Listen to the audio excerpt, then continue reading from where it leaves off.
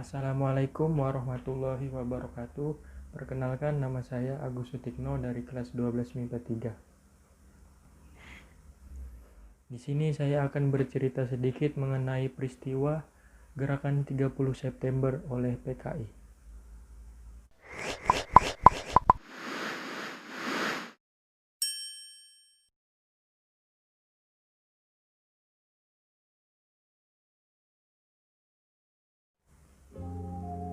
Mendengar kata PKI, apa sih itu PKI dan apa hubungannya dengan Gerakan 30 September?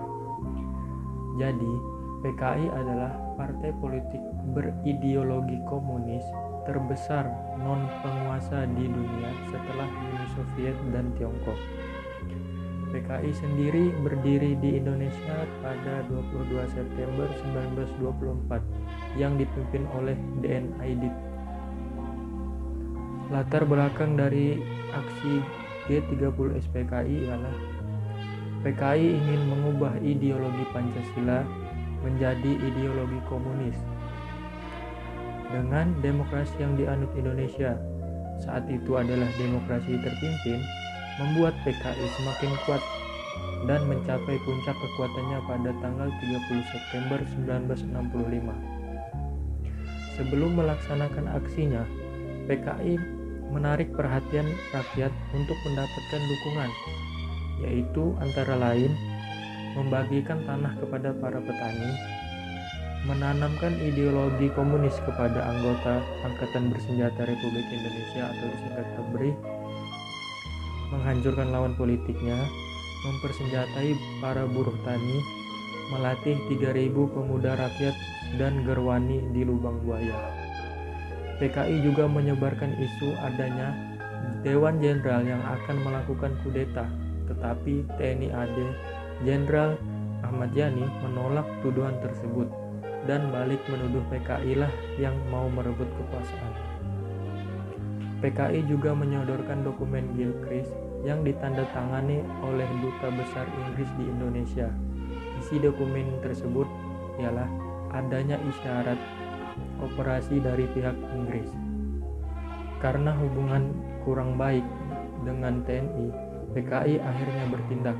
Lalu terjadilah gerakan 30 September 1965. Keadaan semakin memanas. Pasukan PKI di bawah pimpinan Letkol Untung melakukan penyerangan pada tengah malam. Aksi ini dimulai dengan perebutan Bandara Halim Perdana Kusuma yang akhirnya digunakan sebagai markas PKI. PKI tidak hanya ingin mengambil alih kekuasaan, tapi PKI juga menculik 6 perwira TNI.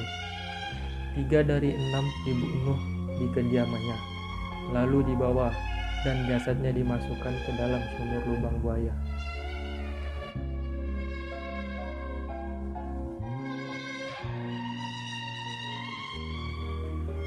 Target utama dari gerakan ini sebenarnya ialah Jenderal TNI Angkatan Darat Abdul Haris Nasution.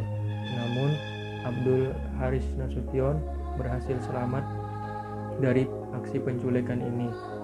Namun, putri dan ajudannya tewas.